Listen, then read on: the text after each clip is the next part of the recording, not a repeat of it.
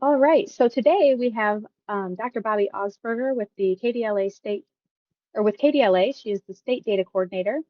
And we also have Chris Bischoff presenting today. He is the KDLA regional consultant for the North Central region. They are going to talk today about the annual report, sections A through C. And I also would like to give a quick shout out. KDLA is supported by the Library Sciences and Technology Act. And we would like to thank the Institute of Museum and Library Science or Services for their sponsorship of this webinar. And Bobbie, go ahead.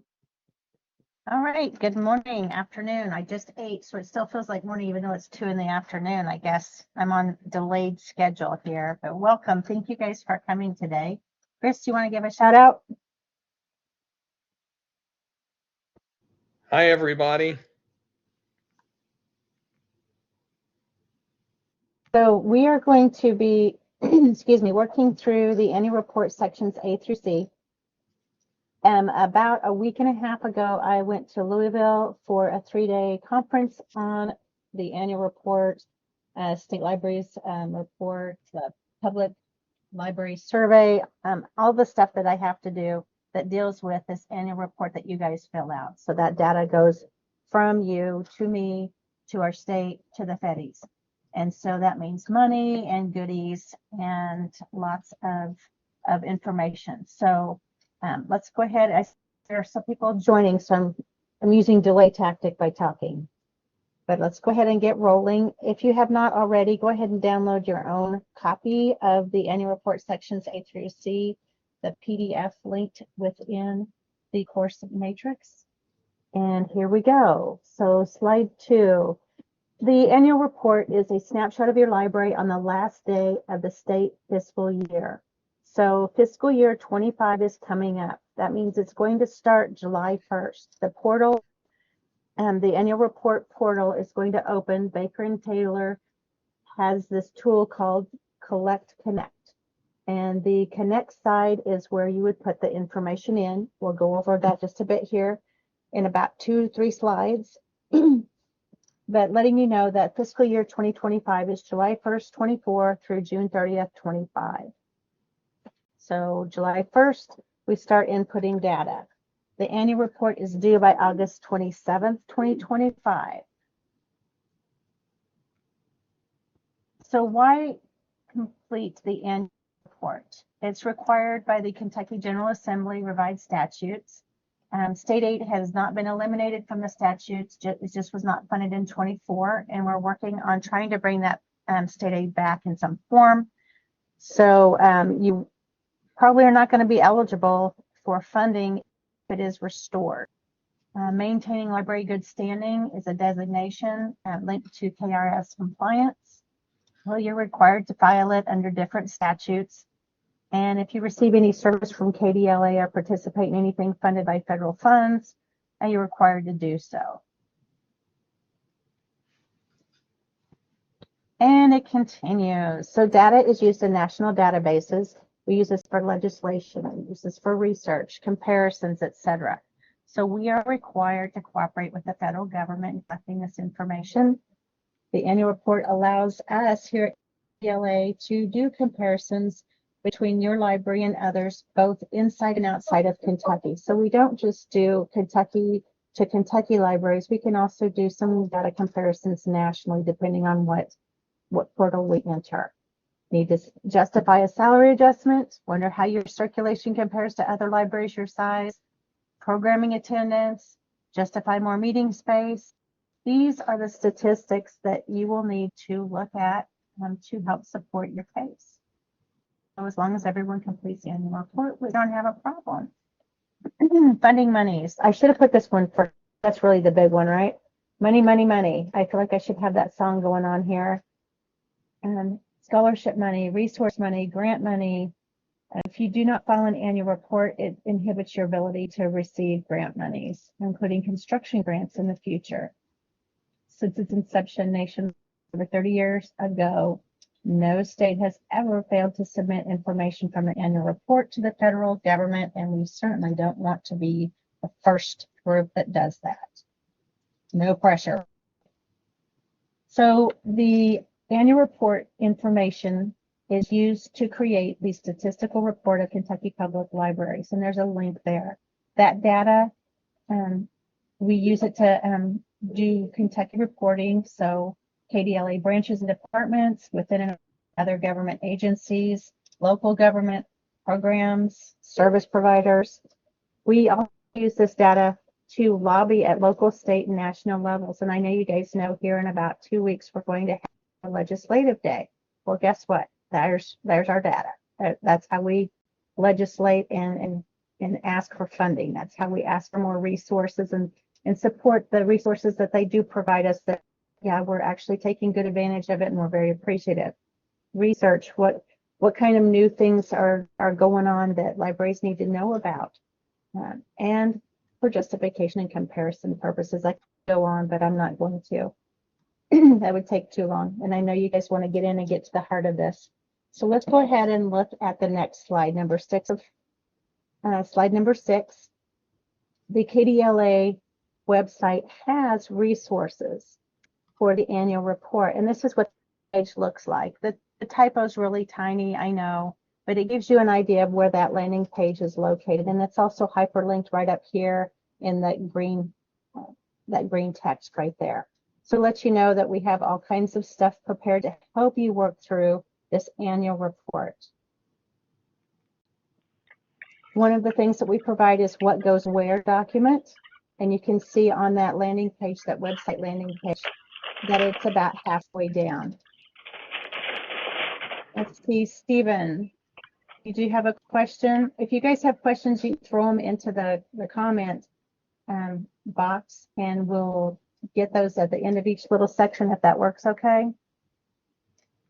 Okay. Otherwise, if you could mute your microphone, that would be very helpful.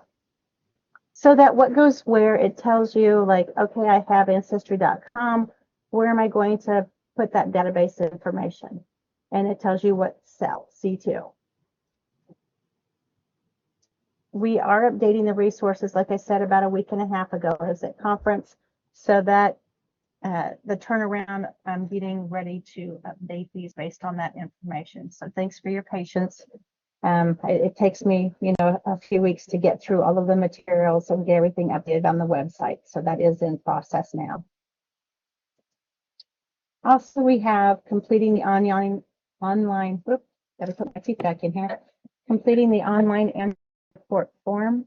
It gives you step-by-step the submission process when you submit it, what the program actually does. So there is a report submission process. It's a PDF available to you.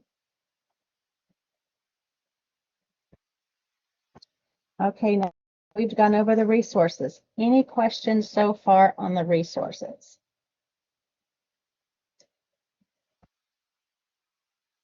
See any in the text box? So I'm going to keep powering on.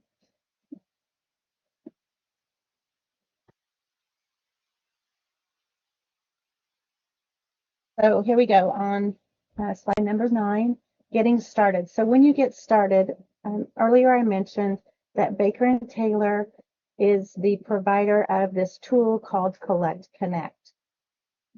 Collect, this top portion up here, is where we put the information in for the annual report.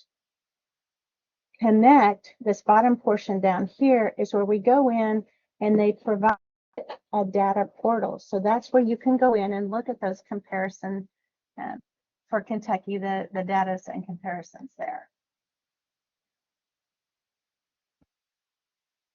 Each Kentucky Public Library and regional consultant is assigned a username and password.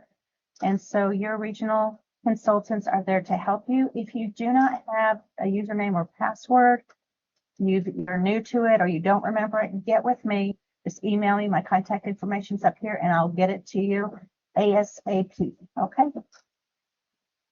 Next page. Navigation. So when you get in there, there's some navigation items that will just go over real fast. Obviously, next means go to the next page, previous, go to the previous page, save, most recent changes.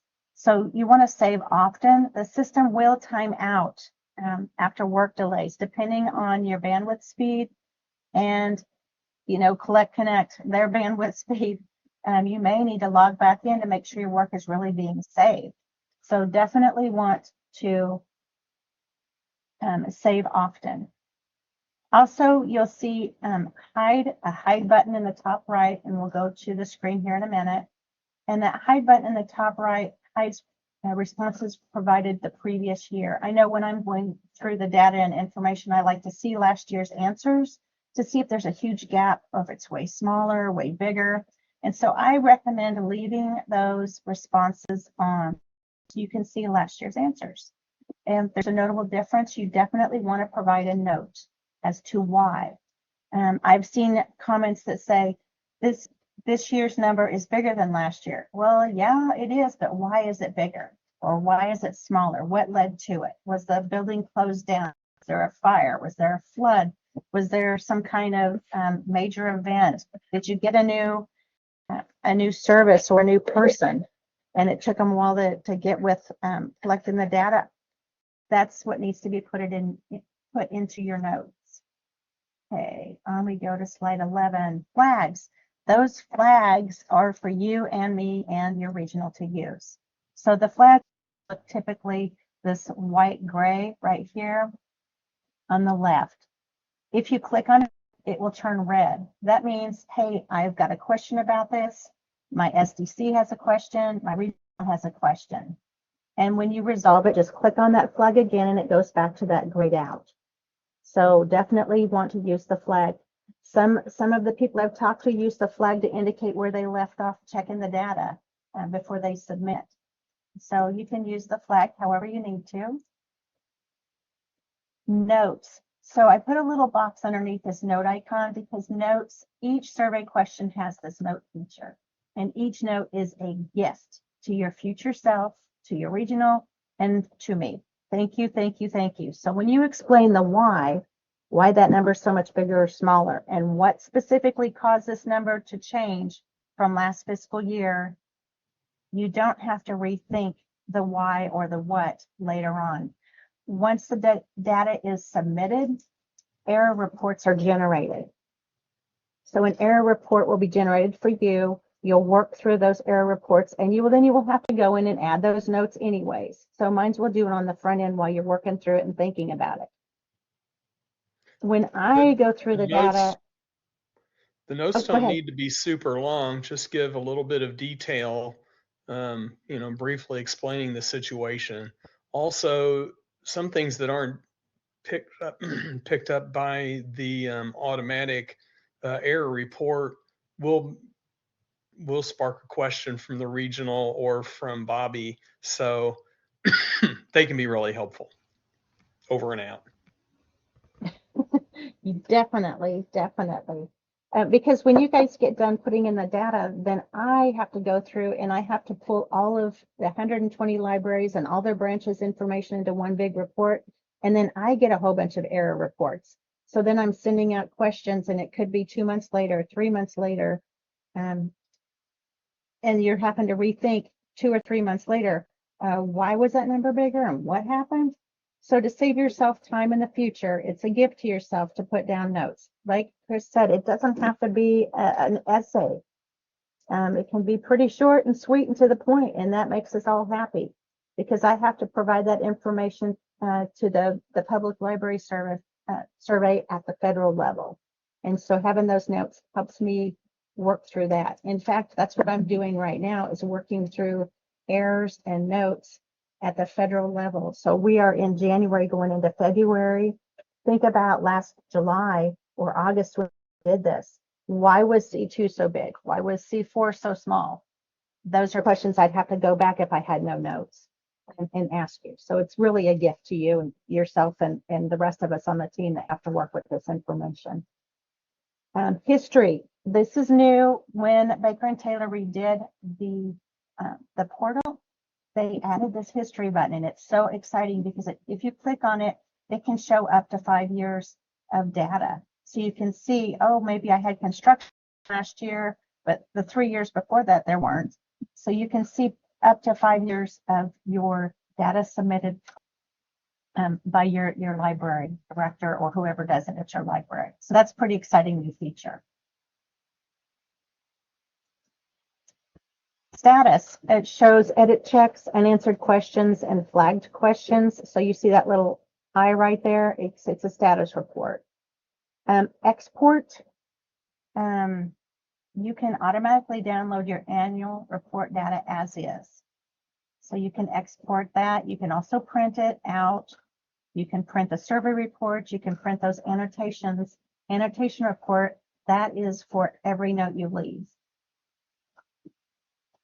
I choose print entire survey, include annotations. This third one down here, I choose that one with current year and last year's data. So it's all on one survey. I don't have to go from this PDF to the next PDF. It's just all onto one. Survey list provides a list of all the previous annual report surveys for your library. So you can go back in yourself, go to the survey list, check on 2022, go up to export, print it, put the entire survey, including annotations, and boom, you've got a PDF of all that information from that specific year that you selected. So you can go back into all the previous surveys. I think it's, oh gosh, it's several years. It's several years because I just printed out the last 5 for our digital records. After you complete your data input, you have to click submit. And so once you click submit, error checks will pop up and you have to fix those before the survey actually fully submits. So just because you click on submit, if you have outstanding errors or data checks, you have to address those and then click submit again. Dashboard regionals, this is your home-based screen for all your libraries in your region. And we have different options. We've already talked about this. It's not going to change from last year to this year. You can select the review after reviewing the library data because each regional will review each library's data in their region. You can unlock the data for that library to fix something, and then you can relock it when the libraries add notes and relook the data. And when everything's cleaned up and perfect, then you can click approve, and then that's where my work begins. And don't forget to save first before you close that survey window. Chris, did you want to pop in here with the reviewing, unlocking, approved processes? Any standouts for you? Not really. Those are really only used by the regionals, and we click when we reviewed it, and then when it's done, we click approved. We, for the directors who are most of the audience, this is where we unlock you because sometimes after you've submitted it, then a change has to be made. If it doesn't seem like you're able to make changes, then you might need to unlock it, and this is how we do that. Okay, any questions so far on navigation? All right, let's pop in to pro tips on navigation and getting started. So when you prepare to begin work on the annual report, here's some tips.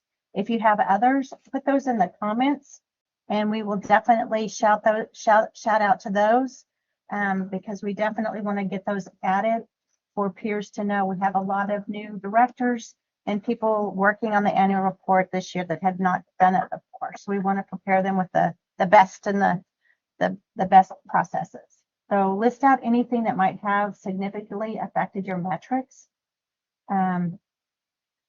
This is going to be added into section S, which is at the very end of the survey. But if you list it out before you start the survey, as you work through the survey, you can clarify your library branch circumstances instead of getting to S and then thinking, oh, crud, I should have put this in section C or section B.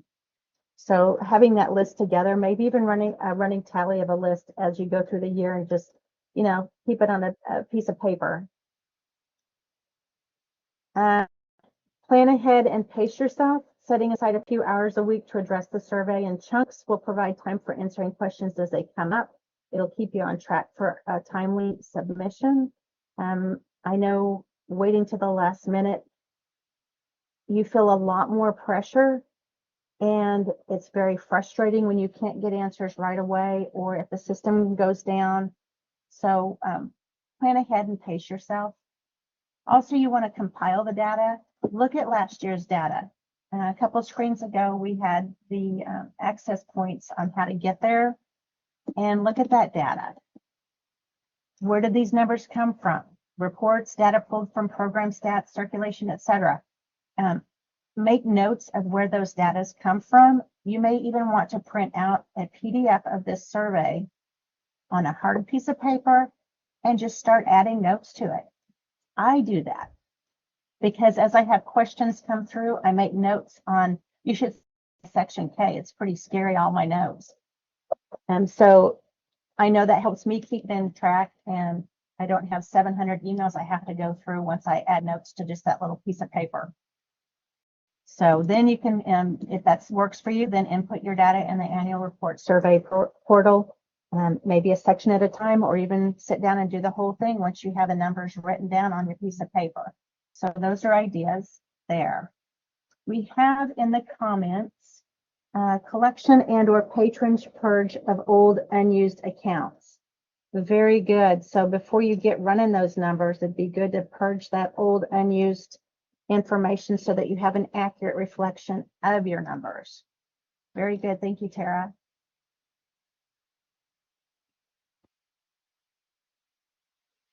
All the comments I have so far. And if you think of things as we're going through this, please just pop it into the comments and we will get those. All right, this page looks pretty scary. I was going to pop back and forth between the actual portal and this, but I did screenshots instead to save on bandwidth. Last time I tried to do that, I could not get the screen to show. So I thought this would be a safe way that we had it all on paper and we had the prints of it. So if you look at the top left, the first thing you're going to see is A1, A2, A3. Your section A is your general information section. And so these little question marks at the side here, if you click on that, this text is what's going to show. So if I click estimated population, this little question mark over here to right, this is what would show there. And then I added a few notes in there.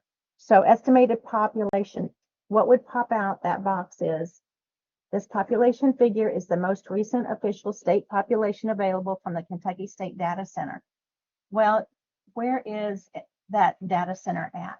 And so I added that hyperlink in there for you. That is the data center. And then the text also says the figure is not editable.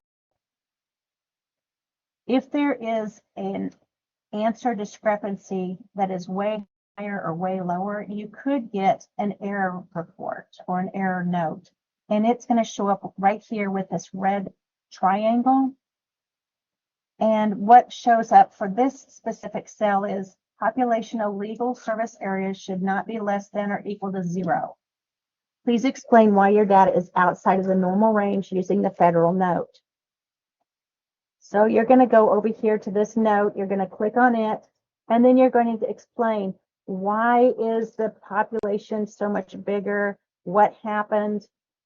So that right there is what you will see pop out and how you would address it.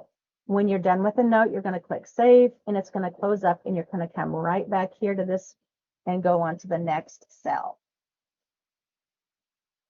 Questions so far?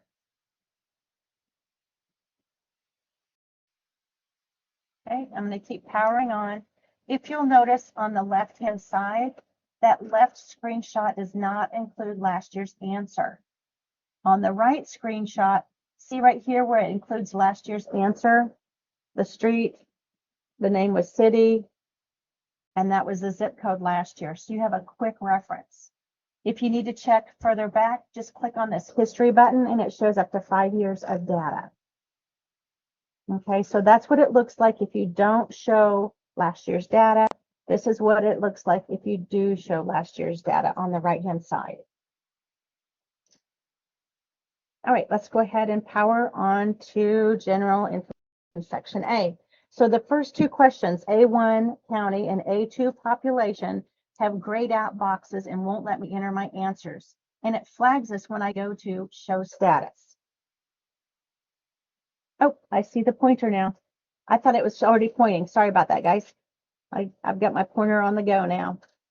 The answer I gave back is this is an error on the survey side, and so I worked on getting that fixed and emailed them when it was ready. So this is an actual question from last year, and this is the answer I gave. If I go back, it was this right here. They could not fix these. And so you can't fix it. It has to be fixed on my end.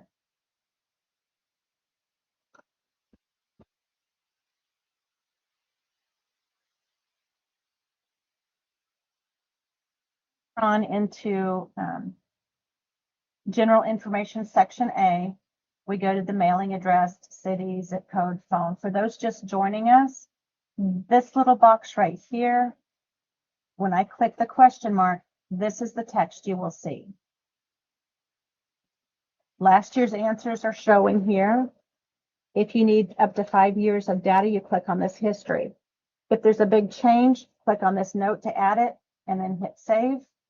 If you have a question, use that button and it'll turn red. When you resolved it, just click it back to gray.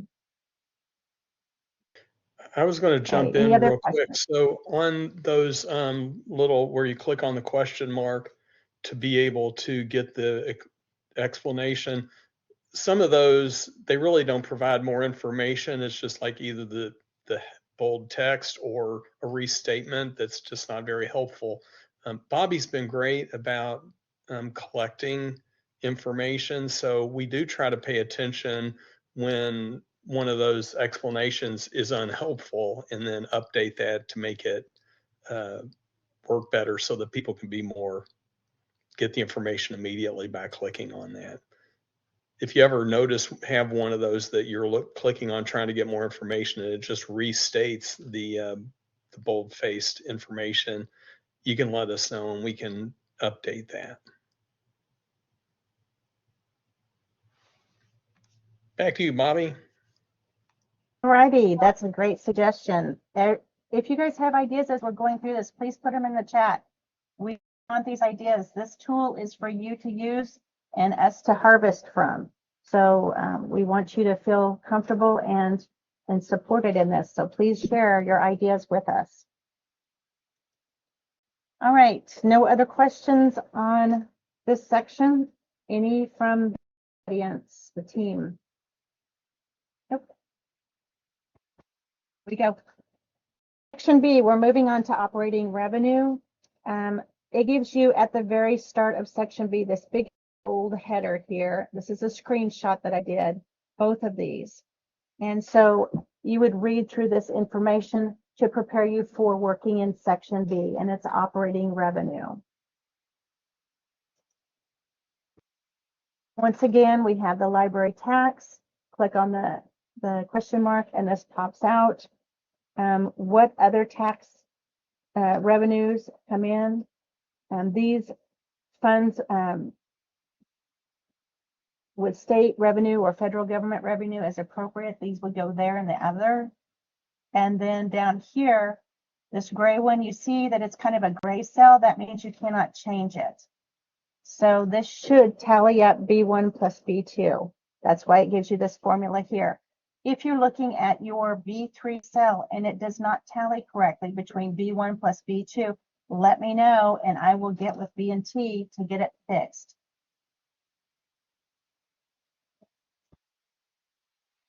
So some questions we had about B1 and B2. B1 library tax. Do I list total revenue from all taxes, including real property, tangible property, franchise, auto, delinquent, and telecommunications? This is a real question from last year. And here's our response. B1 includes all tax receipts designated by the community, district, or region, and it's available for expenditure by the public library. Do not include state, federal, and other funds as to local government for library use. Report these funds with state government revenue or federal government revenue as is appropriate. If real property, tangible property, franchise, auto, delinquent, and telecommunications are all tax receipts, then they all go here. B2 includes all non-tax receipts designated by the community, district, or region and available for expenditure by the public library. Do not include the value of any contributed or in-kind services or the value of any gifts and donations, libraries, fines, fees, or grants. Do not include state, federal, and other funds passed through local government for library use. Report these funds with the state government revenue, or once again, if it's federal, with the federal government revenue as is appropriate. So then we have B5, 6, and 7, our state government revenue.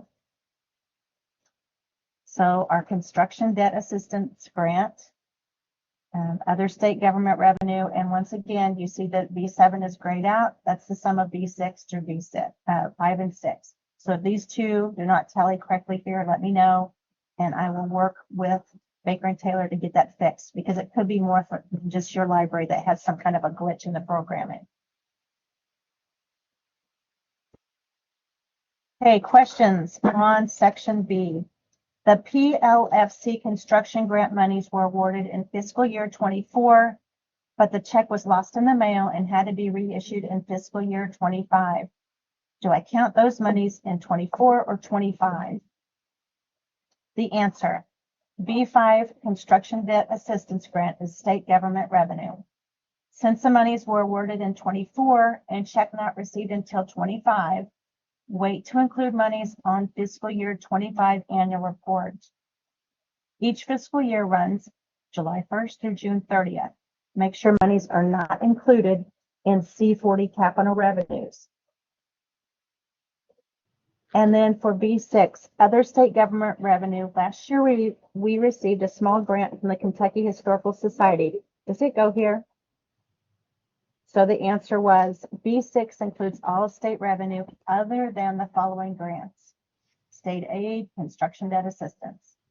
If the Kentucky Historical Society is state revenue, it's a grant, then yes. But make sure only state government capital revenue monies are reported in item C40B. You cannot double report, and you definitely don't want to put it in the wrong section. So operating revenue is different than capital. On that first question, Bobbie, I think it's helpful sometimes, people haven't been doing the annual report long, that to, as you said at the beginning, think of the annual report as a snapshot of the status of the library on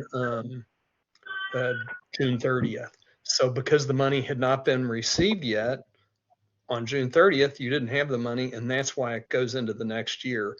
A whole lot of the questions that are like that, they're occasionally, you know, personnel or whatever, it's about what's funded, even if they're open positions, but you put that, not just the status on June 30th, but I think most things are based on the status on June 30th. Yes, most of them are, yes. Thank you, Chris.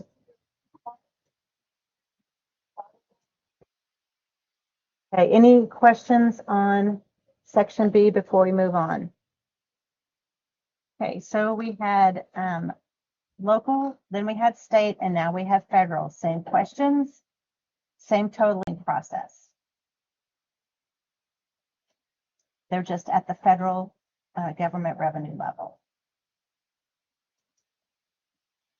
Our question was, we are partnering with UK on a grant that is funded by NIE Health. We had some income from fiscal year 24 as part of that grant. I'm not sure where that should be recorded. Is it federal money? But is First Pass UK?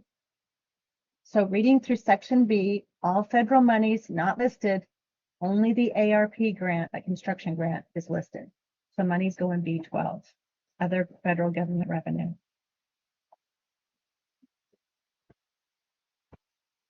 Okay, B14, 15, other operating income. So we did local, we did state, we did federal, and now we're going to clean up on other operating income. So this is all other operating income. Note B14 should always have a note providing source information for other operating revenue. So other operating revenue, your total is going to go here. You're going to open that note and you're going to tell us this went for this dollar amount went for this, and then hit save and come back here. Total operating revenue Your B3 is your local, your state, your federal, and then other. This is grayed out because it should auto-calculate. If it looks wonky, let me know, and I'll see about getting that cell adjusted, because it does happen. Questions on section B? We got the Mellon grant in November, and I do not know where to report that income. The Mellon grant is not a government grant. It has its own bank account, and a staff member paid from it, so it would be reported in B14, other operating revenue. We received an insurance check paid 2 years ago, but the library has not spent all the monies. B14, other operating revenue, put the amount received between these two dates because they were reporting for the fiscal year 24 cycle. And then in C40, your expenditures, all revenue used between these dates. That's the fiscal cycle. Since you're doing a 2024 report, then the end date would be June 30th, 24.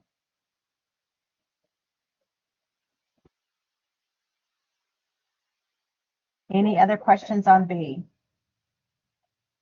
Any tips from anyone? All right, let's rock and roll. We are into C. Looky there, and it's only 2:36. We're rocking it.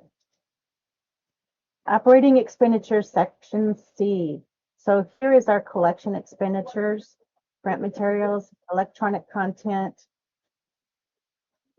audiovisual materials, other physical materials, and then it auto calculates C1 through 5 here. This right here is grayed out, so it's read only. And if you read through these definitions, it should help provide the details of what goes in the collection expenditures. So this is money going out. Here we go on questions, and I'll flip back to that screen here in a minute so you can see it. My business manager asked a question about C3 audiovisual material. Is it included in the C2 electronic content totals? Okay, do not duplicate expenditures. You only put them one place in this report. C2 includes expenditures for electronic content that the library has acquired permanent or temporary access rights, including the fees paid to platforms that provide licensed content. Types of electronic content include ebooks, e-serials, e-audio, research databases, online learning platforms, reference tools, scores, maps, and pictures. Ooh, that was a mouthful. These are all in electronic or digital formats. C3 is audiovisual, other materials like form, audio cassette, video cassette, DVD, and materials in new formats. Your playaways could even do here on that. So there's always some kind of new material coming out. Okay, so here's what it looked like. C2, C3, I'm gonna go through, I'm gonna go back. C2, electronic content and the definition. C3, audiovisual and the definition. Questions? All right, look at that. I'm just totally overwhelming you, and the questions will come later, which please email me with, and I will get them put into a cumulative file and address them all together so we have a reference point. That would be fantastic. So if you do come up with questions or ideas later, keep sending them my way. All right, here we go. Operating expenditures, section C. These are salary expenditures. And so our salary expenditures, we have the library director, the number of years as a current director. So please look at this carefully. Right here, the number of years working as director at your current library. Uh-oh, there we go. It glitched on us. So your examples, 1.25 is equal to 1 year and 3 months. We're looking at the FTE full-time equivalency scale. 0.5 is not half a year, 0.5 is equal to 1 year and 6 months.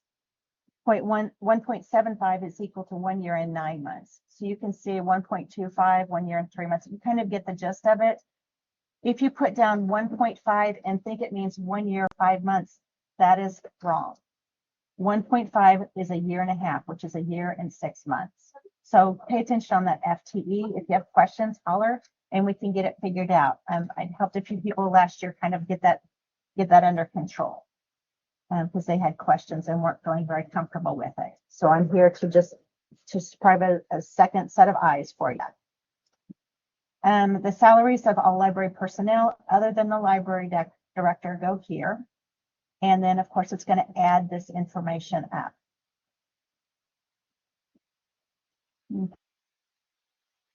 Operating expenditures, section C. Questions? We didn't have any really other than looking over the FTE.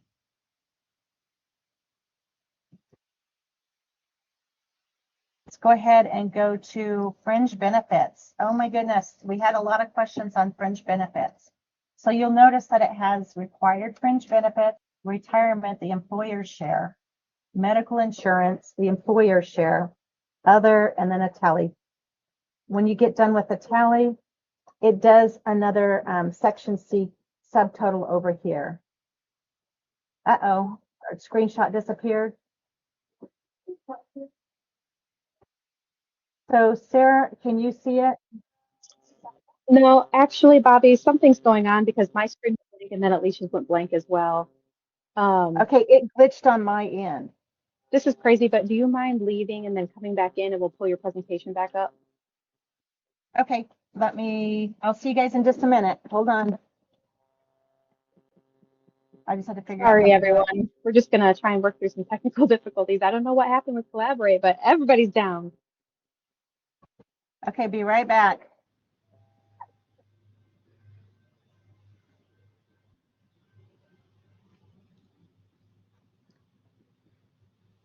I could hold forth with a brief story if anybody would like to hear a brief, amusing story. I would love your amusing story, Chris. 'Twas the But pig remember, fair this is last being recorded. September. This is not true. This is supposed to be funny. 'Twas the pig fair last September, the day I well remember, as I was walking about in drunken pride, when my knees began to flutter, and I sank into the gutter, and a pig come up and lay down by my... There we are.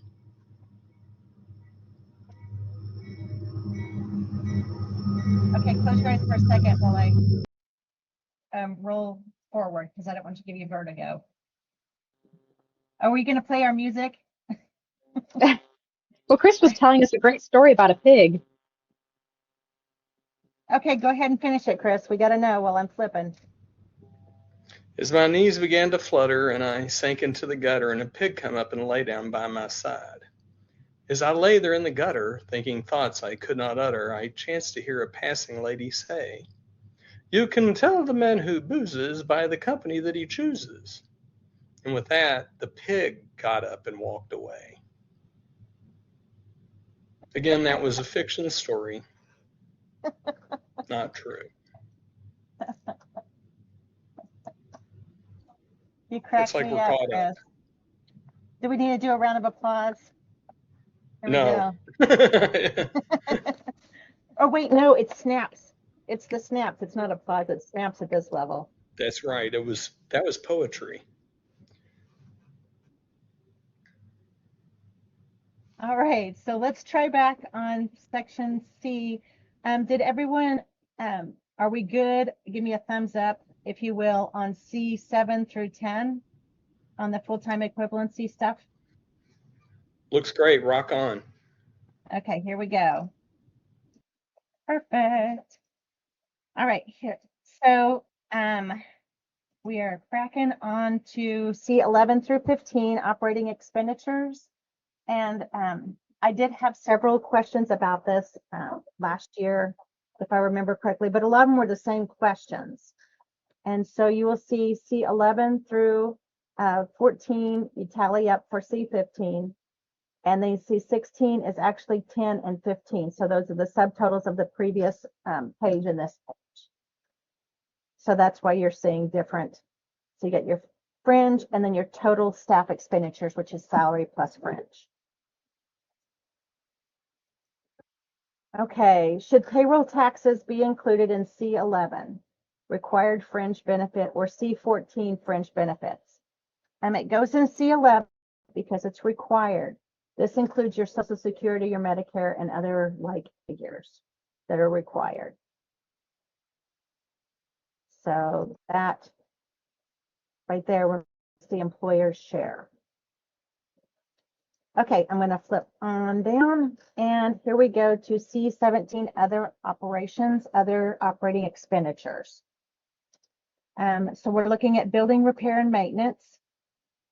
These are repairs of plumbing, replacement repair of air conditioning, your heating equipment, windows, doors, floors, roofs, ceilings, painting, parking lot, wiring. I could keep going, but it's all written for you, so why bother, right? Then we have our office supplies, program supplies, postage. This is for your children, your adults, and the postage costs. Then your insurance. This is a total amount paid for all insurance except for bookmobile, health, workers' comp, unemployment, and definitely want to include errors and omissions insurance. Then we have C22, public relations. Those costs for printing newsletters, brochures, bookmarks. And then 23 is your utilities. This does include telephone, voice line, etc. Do not include the bibliography utilities. This is a separate, okay? So we're talking about your databases.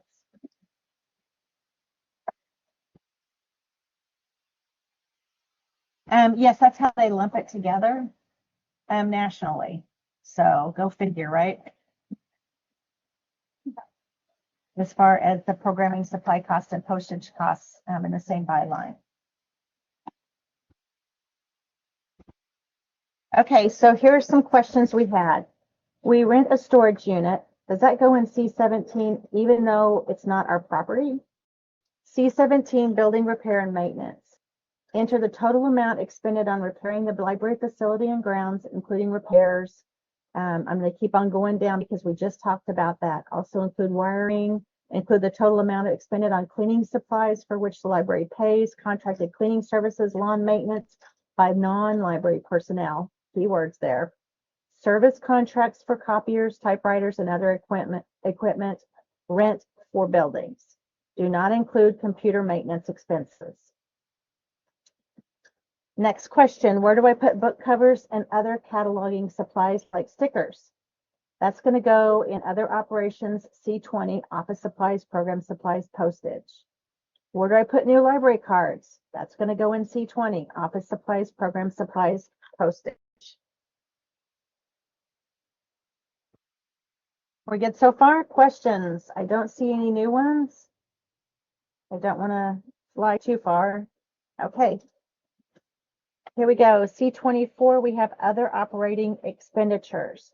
So we have services, legal fees, accounting and bookkeeping. Then we have C25, our audit fees. You definitely want to include the fiscal year that the audit covers right here. So if you have audit fees, you need to include that fiscal year that the audit covers. Then we have some repair and replacement. These are operating expenditures, so that's that new furniture. That's going to be carpet, drapes, shelving, etc. Here we go on questions. Where do I put program expenses such as Swank licensing, yearly renewal, or payment to the tutoring business who partners with us for grant-funded tutoring services? That's going to go in C24. Enter the amount paid for services such as accounting and bookkeeping, landscape design, interior design, architectural, and other professional fees. Include professional membership fees, for example, ALA, KLA, KPLA. You get the clue there. A Swank licensing membership fee and tutoring business is a service, so the membership fee and service would fit there. Next question, where do I put ACH fees from the bank? That's going to go in C24, your professional fees, legal, accounting, bookkeeping, that's going to go there.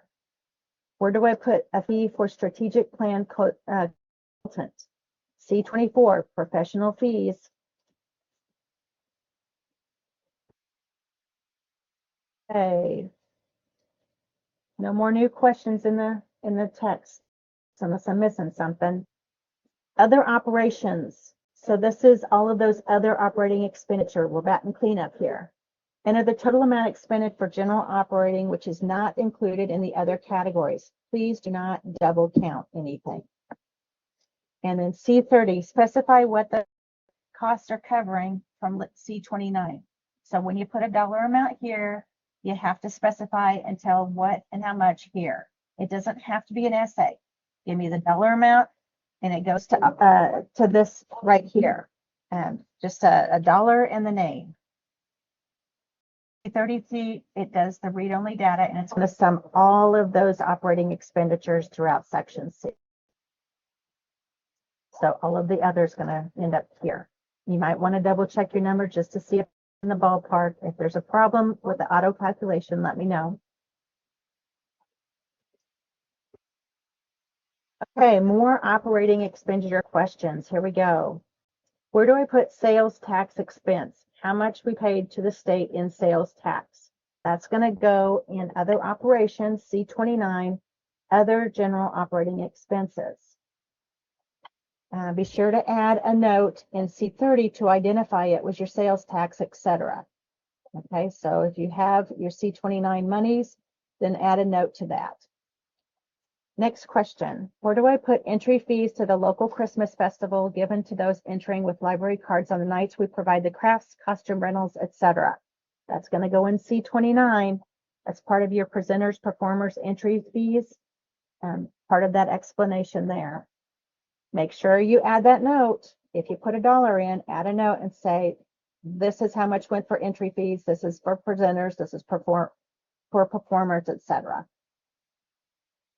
Next question. We contribute $1,000 each year to Dolly Parton Imagination Library affiliate. Where should that go? C29 other. So make sure you add a note in there that says, hey, this is for Dolly Parton Imagination Library affiliate fees. Where do I report the Mellon grant expenses? You would just put the funds spent from what you got the grant in November to June 30th because they had just gotten the grant monies. Where it goes in expenditure depends on what the monies are being spent on. If it doesn't fit into these specific categories, it could be C29, but you have to put it in the itemized categories that it fits in first, and then what's left would go in C29. Be sure to include a note in C30 to identify its Mellon grant monies.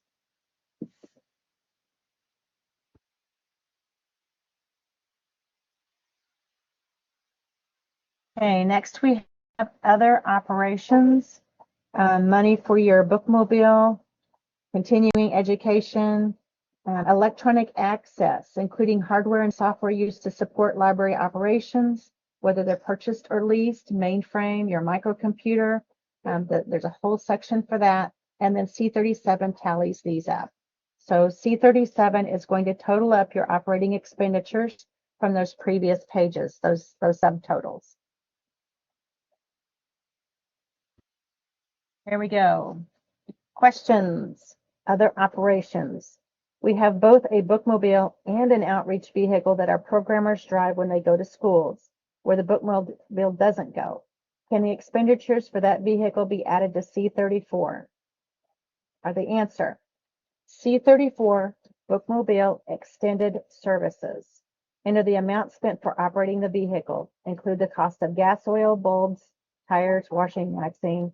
Also include repair costs, insurance, and any other additional vehicle expense. Do not include the cost of the materials, program supplies, or staff time. Remember, those are different.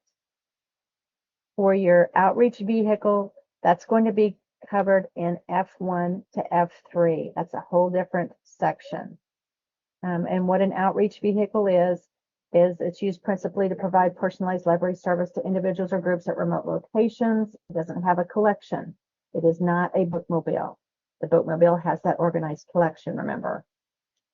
Then you can read the rest of that. So staff will deliver, pick up library materials, program at daycare centers, etc. And it looks like Q&A is continued. So tech hardware purchases go. Remember we had a tech hardware purchase question earlier. So C36, operating expenditures for electronic access. That is where your tech hardware is going to go. This includes modems and stuff. Now we look at tech utilities.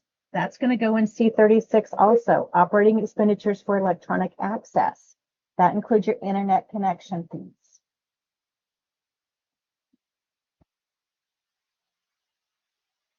C23 excludes the bibliographic utilities, and that is going to be put in C36. Okay, that's our electronic access for those bibliographic utilities. Okay.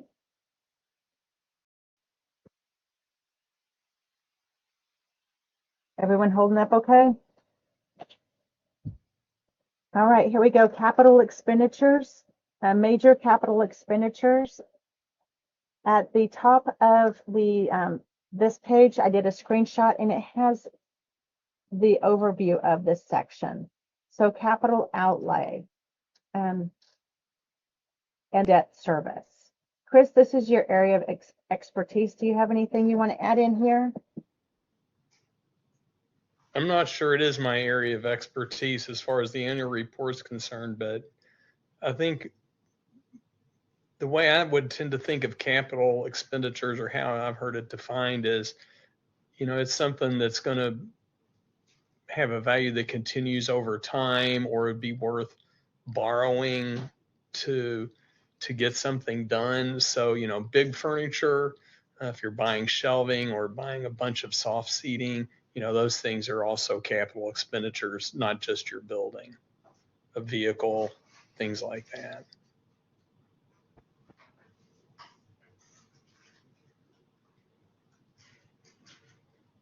Let's see here. The question that I received this year was new bookmobile with wrap purchase. Where does that go? C38 capital outlay, new vehicles and other one-time major purchases. And that wrap was probably not cheap. And that went with the bookmobile. So it was a combo purchase.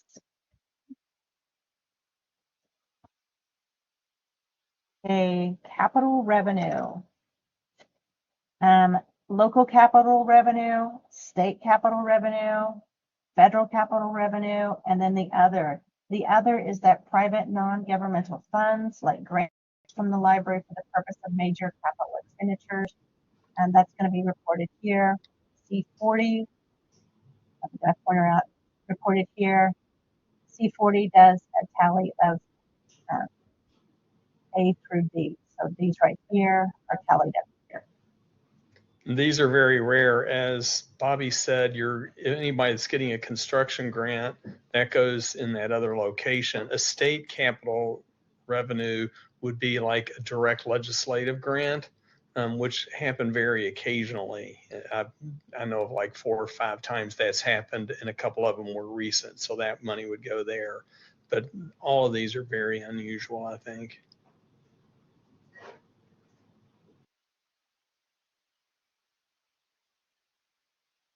As an example, we had to have our roof replaced last fiscal year. Where do we put that insurance money? On the annual report? And we have C40D, other capital revenue. Library roof replacement insurance money would fall under building renovation, as described in PLS 403 C40D, since the roof is not a furnishing or equipment. What this code right here is, public library survey. That is the question number that aligns with our annual report, cell C40D. So that's what that little code means there. Oh, did I miss something? Oh, do not include PLFC grant money, award monies here. They go in B5. Note. Please put them in B5. PLFC grant monies. Dina Warren Ratliff takes care of a lot of the grant stuff. So if you're getting a check from her, that's where it's going to go in B5 on grants for that construction. Okay, moving on. Other operations. Looks like we're batting cleanup, friends. List the income from loans, bond issues, other income not reported elsewhere. Do not include the construction debt assistance grant. That is item B5. Yes, I have to keep saying this because we've had a lot of cleanup this last year where people were wanting to put construction debt assistance in other locations, and it goes in B5. So just heads up. Let me jump in. So if you had one of our construction grants help pay down your loan. So if it'd be like helping make your house payment. The money you get from KDLA goes in B5. the money that is borrowed to actually pay for the construction that we're helping to pay the debt on, the money, when you make that loan or sell those bonds, that's what goes in here. So this is the money you're actually using to pay contractors, to pay the architect.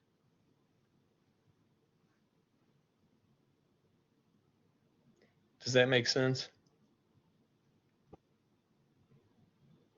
Not seeing any questions in the scrolling recording messages, so it looks like we're on track. If it comes we up got it. next summer, contact me, contact your regional, contact Bobbie. We'd all be glad to help.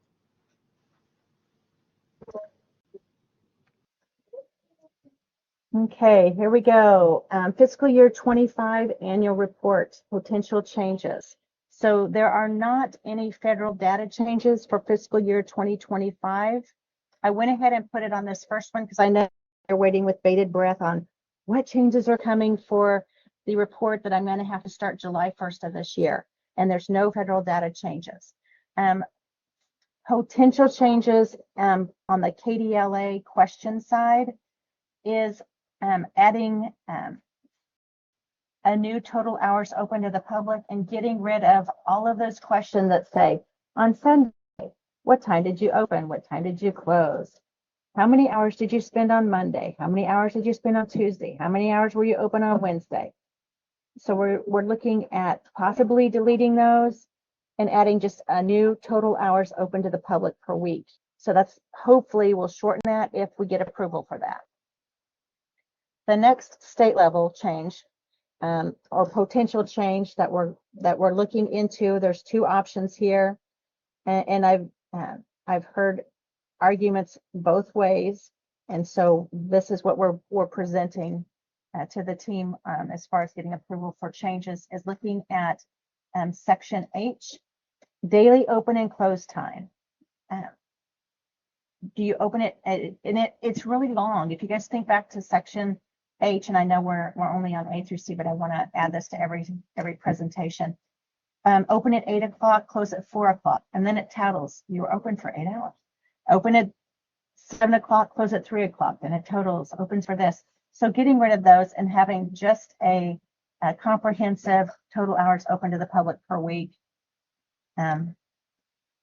or condensing down just the daily open 8 hours. Monday, 8 hours, Tuesday, 7 hours, Wednesday, 5 hours, instead of having the 8 a.m. and 5 p.m. information. So we're looking at, these are the two options at condensing down and making section H faster and easier. So those are the things that we're looking at on the state level. There are no federal data changes for fiscal year 25.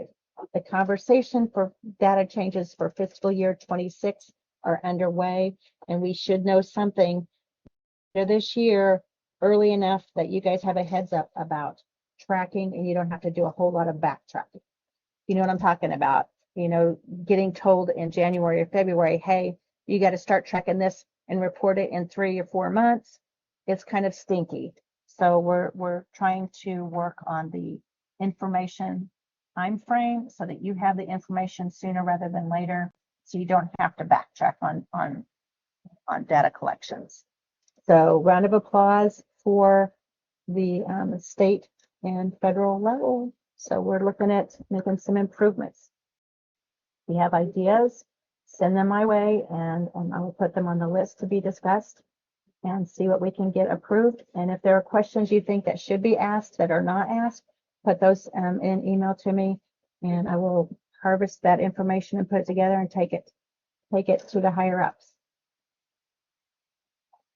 All right. Whew, I'm almost out of breath. So any other questions, you can reach out to me. You can reach out to your regional consultant. If you don't know who that is, holler and I will let you know who your regional is. And we do have another upcoming webinar February 26th, and we're going to continue with sections E through G. And I definitely want to thank the KDLA team for helping us do this continuing education. Chris, you've been amazing, and IMLS for the funding.